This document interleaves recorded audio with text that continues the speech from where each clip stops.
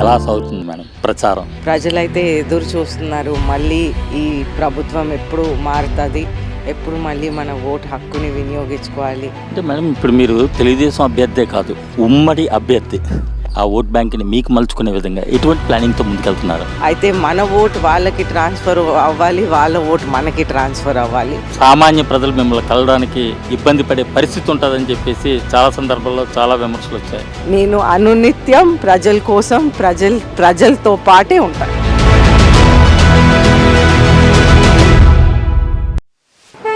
విద్యల నగరం, సాంస్కృతిక నగరం, క్రీడా నగరంగా పేరుగాంచింది విజయనగరం. ఈ విజయనగరం నియోజకవర్గం ఒకప్పుడు టీడీపీకి కంచుకోట. విజయనగరం నియోజకవర్గంలో ప్రధానంగా విజయనగరం సంస్థాన వారసులైనటువంటి పూసపాటి వంశీయులకు ఇతరులకు మధ్యనే పోటీ సాగుతుండేది. గత ఎన్నికల్లో తెలుగుదేశం పార్టీ నుంచి అశోక్ గజపతిరాజు కుమార్తె అతిథి గజపతిరాజు పోటీ చేయగా, వైఎస్ఆర్ కాంగ్రెస్ నుంచి కోలగట్ల వీరభద్రస్వామి పోటీ పడ్డారు. వీరిరువురు పోటీలో కోలగట్ల వీరభద్రస్వామి గెలుపొందారు. మరలా ఇప్పుడు జరుగుతున్నటువంటి 2024 ఎన్నికల్లో వారిద్దరే పోటీ పడుతున్నారు.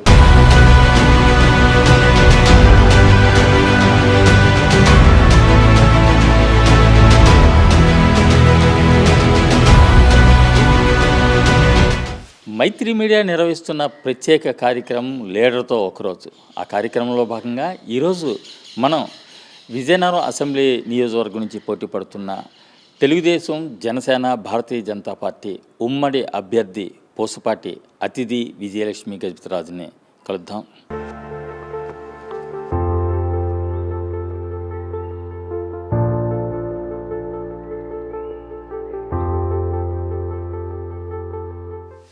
నమస్కారం మేడం. నమస్కారం అండి. ఎలా సాగుతుంది మేడం ప్రచారం బాగుందండి, రెస్పాన్స్ కూడా ఎక్సలెంట్గా ఉంది. ప్రజలైతే ఎదురు చూస్తున్నారు, మళ్ళీ ఈ ప్రభుత్వం ఎప్పుడు మారుతుంది, ఎప్పుడు మళ్ళీ మన ఓటు హక్కుని వినియోగించుకోవాలి అనేది ఒకటి ఎదురు చూస్తున్నారు అనమాట. వాళ్ళందరికీ ప్రజలకి బేసిక్లీ వాళ్ళు ఒక సేఫ్ ఎన్వైరన్మెంట్ కావాలి. అలాగే మనం ప్రశాంతం ఉన్న విజయనగరంలో మళ్ళీ వాళ్ళకి ప్రశాంతం కావాలి.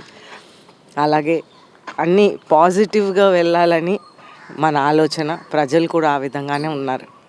అసలు ఇప్పుడు మీరు ఎన్నికల ప్రచారంలోకి వెళ్తున్నారు, ప్రజలు ఓటు అడుగుతున్నారు. ఓటు అడిగేటప్పుడు ప్రజలు మీకు ఎందుకు ఓటు వేయాలి అనేది వాళ్ళకి వివరిస్తున్నారా మీరు? అఫ్ కోర్స్ మనం ఆల్రెడీ చంద్రబాబు నాయుడు గారు చేసి చూపించిన నాయకుడిని నమ్మండి అని మనం చెప్తున్నాం. అలాగే మన ఉమ్మడి మేనిఫెస్టో ప్రకారం మన సంక్షేమ పథకాలు అది కూడా మనం చెప్తా ఉన్నాం అన్నమాట. ఇప్పుడు ప్రజలు మిమ్మల్ని ఏ విధంగా రిసీవ్ చేసుకుంటున్నారు? అసలు ప్రజల్ని ఓటర్లుగా మీకు ఓటు వేయడానికి వాళ్ళు ఏ విధంగా మీరు అభ్యర్థిస్తున్నారు? ప్రజలైతే చాలా బాగా రిసీవ్ చేసుకుంటున్నారు, చాలా హ్యాపీగా సంతోషంగా కూడా ఉన్నారు. ఎగ్జాక్ట్ మీ నాన్నగారు ఎలాగైతే ఇన్ని సంవత్సరాలు మన విజయనగరంని ప్రశాంతంగా, భద్రతతో, అలాగే అన్ని విధాలుగా డెవలప్మెంట్ చేసి ఆ విధంగా చేశారు, మీరు కూడా అలాగే చేయాలని దీవిస్తున్నారు. అంటే మేడం ఇప్పుడు మీరు తెలుగుదేశం అభ్యర్థే కాదు, ఉమ్మడి అభ్యర్థి, భారతీయ జనతా పార్టీ, జనసేనకు కూడా ఉమ్మడి అభ్యర్థిగా ఉన్నారు. ఆ ఓట్లని ప్రధానంగా జనసేన కానీ లేదంటే భారతీయ జనతా పార్టీ కానీ ఆ ఓట్లని మీకు తెలుగుదేశం పార్టీకి డైవర్ట్ చేసుకునే విధంగా, ఆ ఓట్ బ్యాంక్ని మీకు మలుచుకునే విధంగా ఎటువంటి ప్లానింగ్తో ముందుకెళ్తున్నారు? జనసేన, బీజేపీ ఇరు పార్టీలు మనతో పాటు ప్రచారంకి వస్తున్నాయి. అలాగే వాళ్ళ ఓట్ బ్యాంక్ కూడా వాళ్ళు చెప్తున్నారనమాట. అయితే ఇక్కడైతే తెలుగుదేశం పార్టీ నుంచి నేను ఉన్నాను, కానీ పక్కన నెల్లిమర్ల నియోజకవర్గం నుంచి జనసేన ఉన్నారు. అయితే మన ఓటు వాళ్ళకి ట్రాన్స్ఫర్ అవ్వాలి, వాళ్ళ ఓటు మనకి ట్రాన్స్ఫర్ అవ్వాలి. సో ఈ విధంగా అందరూ 3 పార్టీలు కృషి చేయాలి. ఇంకా రిమైనింగ్ మరికొన్ని ఉన్నాయి మేడం, అవన్నీ మనం మాట్లాడి తెలుసుకుందాం జర్నీలో. ప్లీజ్. షూర్.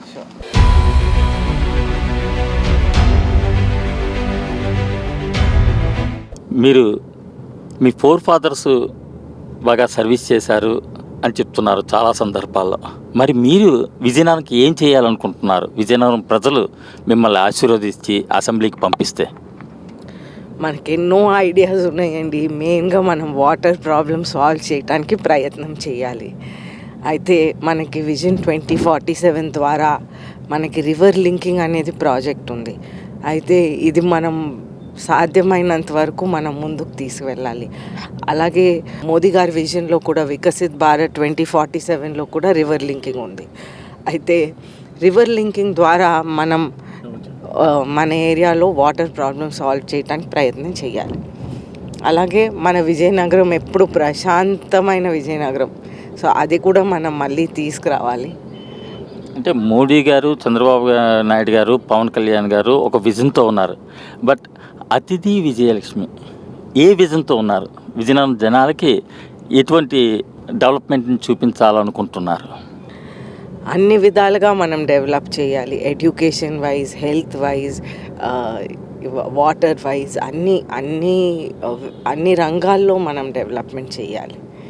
అలాగే సంక్షేమంతో పాటు కూడా మనం చేయాలి. ఇప్పుడు చూడండి, నందమూరి తారక రామారావు గారు పార్టీ పెట్టినప్పుడు వాళ్ళు ఆ రోజుల్లో హౌసింగ్ మొదలు పెట్టారు. ఆ రోజుల్లో చాలా ఎక్కువ హట్స్ ఉండే. అయితే ఇప్పుడు మనం చూస్తుంటే అంత పక్కా హౌసెస్ వచ్చేసినాయి. అక్కడక్కడ గుడిసెలు కనిపిస్తాయి, కానీ ఆ రోజుల్లో చాలా ఎక్కువ గుడిసెలు ఉండే. అయితే వారు ఆ రోజు చేసిన పక్కా హౌసింగ్ స్కీమ్స్ ఈరోజు మనం ఆ రిజల్ట్ చూస్తున్నాం.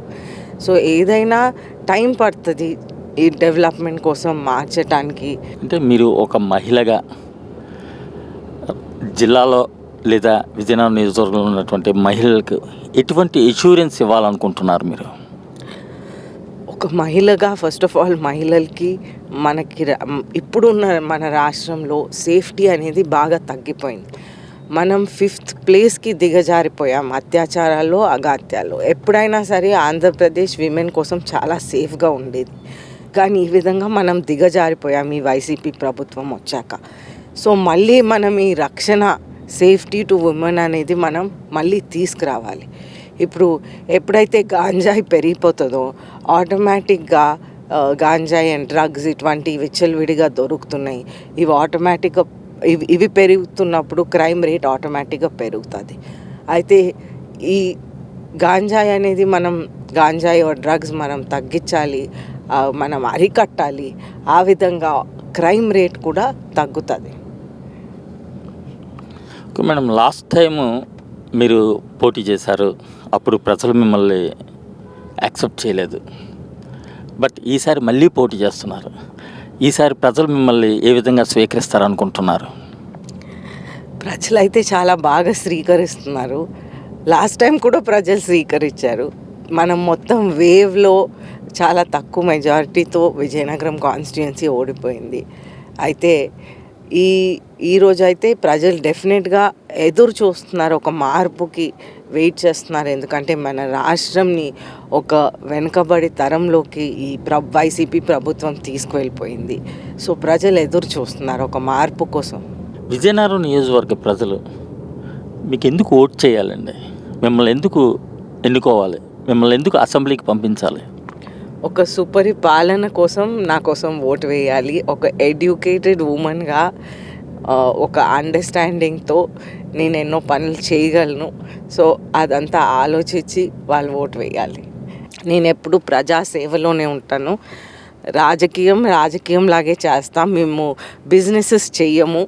అలాగే మనం ఎప్పుడు ప్రజల్లోనే ఉంటాం. అనుక్షణం ప్రజల్లో ఉంటూ మనం వాళ్ళతో పాటు మమేకం అవుతూ వాళ్ళతో ఏమేమి అవసరాలు తెలుసుకొని వాళ్ళతో పాటు అందుబాటులో ఉంటాం ప్రతి క్షణం. మీ క్వశ్చన్కి ఆన్సర్ ప్రజలే చెప్తారు.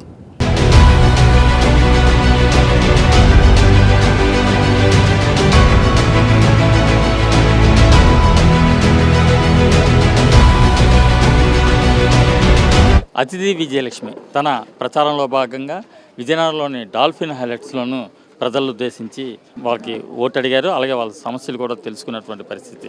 అయితే ఇక్కడ అతిథి విజయలక్ష్మి గారికి ఓటేస్తే పూర్వం మళ్ళీ రాజరికం ఇక్కడ వస్తుంది, వాళ్ళు అసలు కలిసే అవకాశాలే ఉండవు, మధ్యలో చాలా అడ్డిల్స్ ఉంటాయి అన్నటువంటి ఒక ప్రచారం అయితే సాగుతుంది. దానికి మీరు ఈ ప్రజల సమక్షంలో ఏం చెప్తారు మేడం? ఇప్పుడు మనం డెమోక్రసీలో ఉన్నామండి. డెమోక్రసీలో ఉన్నప్పుడు ఇటువంటి ఏమి ఉండవు. ప్రతి క్షణం అందుబాటులో ఉంటాం మనం. అయితే నాకైతే తెలుసు మన స్థానిక ఎమ్మెల్యే గారు ప్రతిసారి వారు అందుబాటులో ఉంటామంటారు, కానీ అందుబాటు అంటే ఆయనకి బలవంత వసూళ్ళు చేయటానికి ఆయన అందుబాటులో ఉన్నారు. అదేవిధంగా ఆ, ఈ మనకి తాతగారు ఒక చౌల్ట్రీ అనేది పెట్టారు. 450 స్టూడెంట్స్ అక్కడ భోంచేసి చదువుకునేవారు. ఈ చౌల్ట్రీ అనేది 16 నెలలు మూసేసి వాళ్ళు అందుబాటులో ఉంటాం అంటున్నారు. అదేవిధంగా వారు ఆఖరికి మెకానిక్స్ అంటే lorry repair, cycle repair, bike repair చేసే వాళ్ళని కూడా వదలలేదు. వాళ్ళ దగ్గర నుంచి కూడా బలవంత వసూళ్ళు చేశారు. ఏ బిజినెస్ ఉన్నా, హాస్పిటల్ అవనియండి, లేకపోతే హోటల్ అవనియండి, షాప్ అవనియండి, అన్ని చోట్ల బలవంత వసూళ్ళే. ఆ విధంగా మనం చూస్తుంటే మ్యూటేషన్ సర్టిఫికేట్ రెవెన్యూ డిపార్ట్మెంట్కి వెళ్తే ఆ మ్యూటేషన్ సర్టిఫికేట్ 1B రికార్డ్స్ ఇదేదైనా సరే ఆయన అందుబాటులో ఉంటామంటారు, కానీ ఈ ఏ ఒక్క పని కూడా ఈ ఎమ్మెల్యే గారిని అడగకుండా జరగదు. అయితే ఒక మామూలు రొటీన్ 1B రికార్డ్స్ కూడా వాళ్ళు తారుమారు చేసి మళ్ళీ ఒక ప్రాబ్లం సృష్టించి నేనున్నానని ఒక ప్రాబ్లం క్రియేట్ చేస్తున్నారు. అదేవిధంగా ఒక లైట్ బల్బ్ మార్చటానికి కూడా, వీధుల్లో కూడా లైట్ బల్బ్ మార్చడానికి కూడా ఆయన పర్మిషన్ అడిగి మార్చాలి. ఒక కౌన్సిలర్కి, ఒక సర్పంచ్కి కూడా ఈ రైట్ లేదు. అయితే మనం చూస్తుంటే ఒక డెమోక్రసీలో కౌన్సిలర్ పని కౌన్సిలర్ చేయాలి, అలాగే సర్పంచ్ పని సర్పంచ్ చేయాలి, ఎమ్మెల్యే పని ఎమ్మెల్యే చేయాలి, అలాగే ఎంపీ పని ఎంపీ చేయాలి, ప్రైమ్ మినిస్టర్ పని ప్రైమ్ మినిస్టర్ చేయాలి, ప్రెసిడెంట్ పని ప్రెసిడెంట్ చేయాలి. ఈ విధంగా మనం వెళ్ళాలి. అయితే అందుబాటులో తరచుగా చెప్తా ఉంటారు అందుబాటులో ఉంటారని, కానీ అందుబాటులో ఉంటూ విజయనగరంలో 5 గవర్నమెంట్ స్కూళ్ళు మూసేశారనేది మీ అందరికీ తెలియజేస్తూ ఉన్నాను. అయితే ఇదొక విచిత్రమైన అందుబాటు అనేది మీ అందరికీ తెలియజేస్తూ ఉన్నాను. అంటే బంగ్లాలో మీరు అందుబాటులో ఉండరు, సామాన్య ప్రజలు మిమ్మల్ని కలవడానికి ఇబ్బంది పడే పరిస్థితి ఉంటుందని చెప్పేసి చాలా సందర్భాల్లో చాలా విమర్శలు వచ్చాయి. దీనికి మీరు ఖచ్చితమైన సమాధానం ఏం చెప్తారు? సామాన్య ప్రజలు నన్ను కంటిన్యూగా కలుస్తా అన్నారు. నేను అనునిత్యం ప్రజల కోసం ప్రజలతో పాటే ఉంటాను.